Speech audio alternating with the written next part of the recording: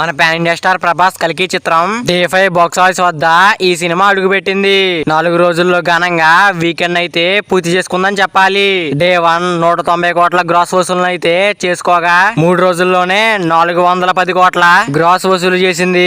Day 4 Sunday కావడంతో ప్రభాస్ కల్కి చిత్రం జోరునైతే చూపించింది. 1.28 మిలియన్ల టికెట్స్ బుక్ మై షోలో అమ్ముడిపోయాయి.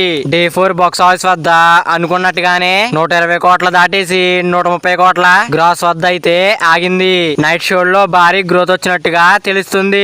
ఇలా 4 రోజుల్లో ప్రభాస్ అన్న కల్కి చిత్రం ప్రపంచవ్యాప్తంగా 282 కోట్ల వరకు షేర్ ను 540 కోట్ల వరకు గ్రాస్ మార్క్ అయితే టచ్ చేసుకుంది. డే 5 బాక్స్ ఆఫీస్ వద్ద వర్కింగ్ డే మండే అన్న విషయం తెలిసిందే. అసలు సిసలైన రోజు రానే వచ్చిందని చెప్పాలి. ఈ రోజున వర్కింగ్ డే కావడంతో సినిమా పరిస్థితి ఎలా ఉంటుందని ప్రతి ఒక్క అభిమాని కూడా ఎదురు చూస్తున్నారు. అయితే డే 5 బాక్స్ ఆఫీస్ వద్ద 40% డ్రాప్ అయితే అవుతూ వస్తుంది. ఇలా డే 5 బాక్స్ ఆఫీస్ వద్ద ఇలా మెల్లమెల్లగా నైట్ షోలకు వచ్చేసరికి ఈవినింగ్ షోలకు వచ్చేసరికి గ్రోత్ అయితే కనపరిచింది. డే 5 బాక్స్ ఆఫీస్ వద్ద ప్రస్తుతం బుకింగ్ సాధారణంగా చెప్పుకోవాలంటే 70 కోట్ల వరకు గ్రోస్ అయితే ఈజీగా అందుకోబోతుంది.